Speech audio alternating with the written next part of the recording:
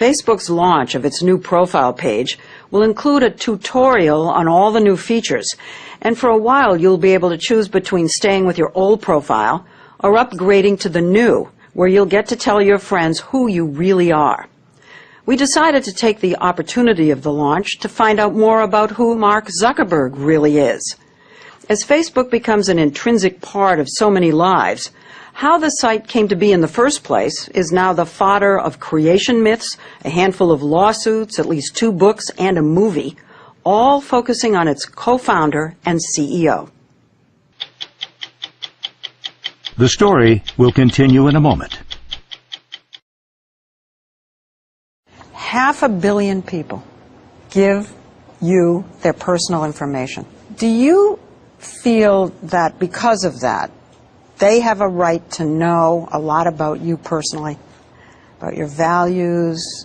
I think that because of that, we have to do a very good job of communicating as a company, really. No, you. I'm talking about you, Mark Zuckerberg. Is it important to know who's running Facebook in light of that? It is. I mean, Interest in what makes Mark tick has heightened since the release of the movie The Social Network, that depicts him as a callous genius who betrays friends and principles to protect his creation, Facebook. If you guys were the inventors of Facebook, you'd have invented Facebook.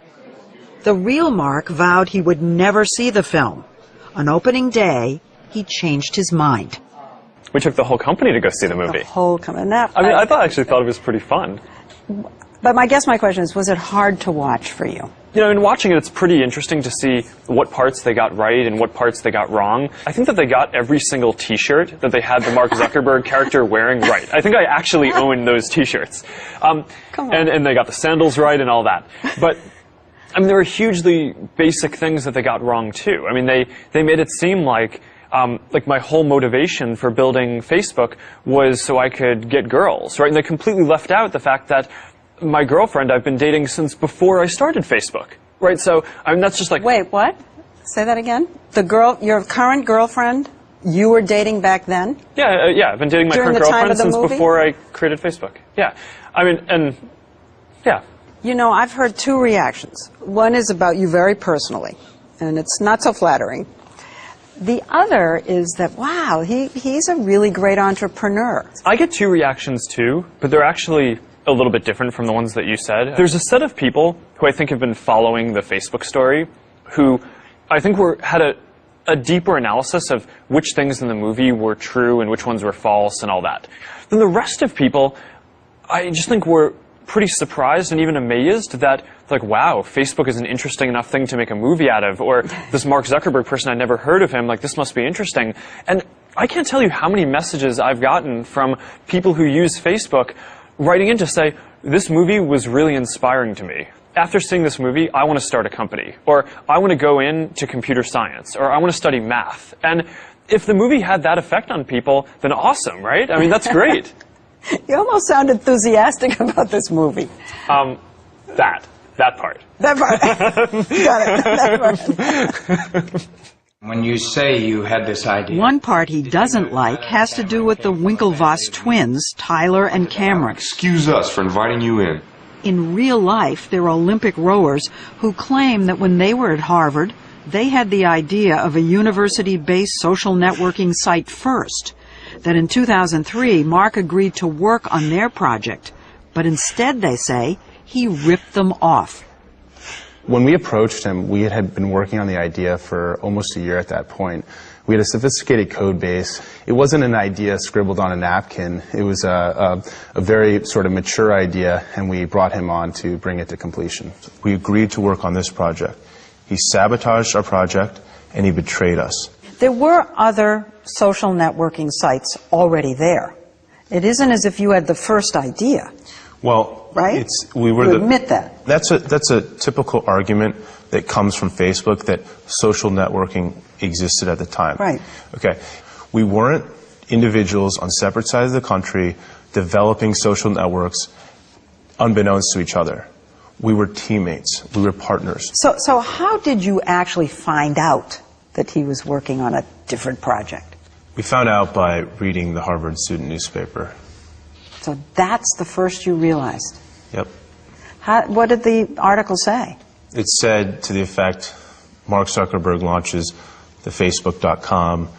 It described a bit about it. We turned to each other and we said, isn't that the Mark Zuckerberg that's working with us on the same project? So they sued, and in 2008 the case was settled out of court for a reported $65 million. But the twins have since appealed, arguing that Facebook misled them about the value of the stock in the settlement. Why are you pounding away at this when you're making so much money? This is all about principle. Well, I have to be honest with you, it doesn't look that way. It looks like it's all about money. No, you will have I'm not sure anybody can quite put themselves in our shoes and understand what it must have felt like to start an idea in 2002, to approach a fellow student in 2004, to have it stolen, sabotaged, ripped off. Recently leaked instant messages, reportedly from Mark's old computer, suggest he did deliberately delay the twins' project. That he premeditatedly sandbagged us because he knew getting there first was everything. There wasn't room for two social networks at Harvard and universities around the country. What do you say to people who say, come on, give the guy a break, he was 19 years old? I know that when I was 19, I wouldn't have behaved that way. I would have, certainly not betrayed fellow classmates. Okay, big question. You guys on Facebook? Yes. Get out of here. Let me ask you about the Winklevoss twins. They sued. You settled. Mm-hmm. They're still coming after you. You know, it's hard for me to fully wrap my head around where they're coming from on this. Early on, they had an idea that was completely separate from Facebook, and that it was a dating site for Harvard, and I agreed to help them out with it, to help them, right? I mean, it wasn't a job. They weren't paying me. I wasn't hired by them or anything like that. And then the idea that I would then go work on something completely different like Facebook, and that they would be upset about this all these years later is kind of mind-boggling for me. Now, I mean, this is another thing that I think the movie really missed is, they make it seem like this whole lawsuit is such a huge part of Facebook's history. I've probably spent less than 2 weeks of my time worried about this lawsuit at all, right? Maybe you should have worried about it a little more. Maybe I should have early on, right? Yeah. But I guess the point that I'm trying to make is this has never been a big deal to Facebook or its evolution.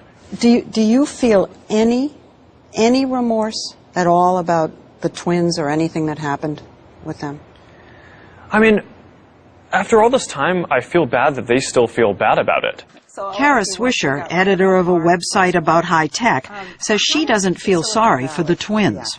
I'm sorry, they got paid $65 million for one medium idea that they never could have made into anything. Well, you sound very sympathetic to Mark as an individual, to me. In this case, yes, because he is the entrepreneur. I mean, I think he definitely tried to screw with the Winklevoss. That's clear. He promised to do a service for them he didn't do. He did. But he also did build the business without their help.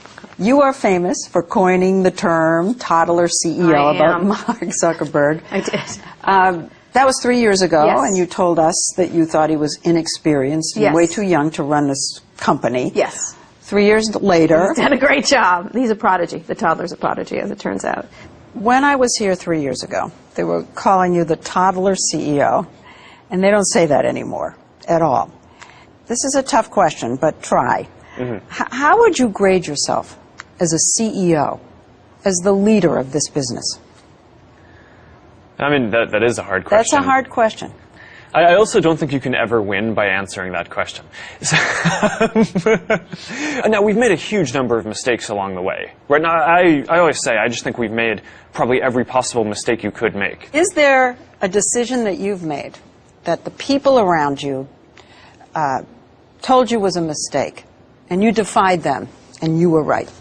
You know, I mean, the most famous one, I think, probably has to do with selling the company, right? I mean, in 2006, right. We had this opportunity to sell the company to Yahoo for $1 billion, and we turned that down. I think a lot of people at the time thought that we should sell the company. Absolutely. But, I felt really strongly, and I think like now people generally think that that was a good decision. Since that decision, the company has grown considerably. Estimates are that if there were an initial public stock offering, an IPO today, Facebook would be valued between $35 and $50 billion. Are you ever going to have the IPO? Ever? You know, It's like maybe. you can't let go. You can't let go? You can't let go. I don't think it's letting go. Here's the way that I think about it. A lot of people who I think build startups or companies think that selling the company or going public is this endpoint, right? It's like you win when you go public. And that's just not how I see it. You're 26 years old. You know? You feel old? Yeah. Yeah. Running this giant company. Your personal worth is said to be $6.9 billion. Do you ever just pinch yourself? Do you ever just say, wow, this happened to me? I mean, it is pretty crazy.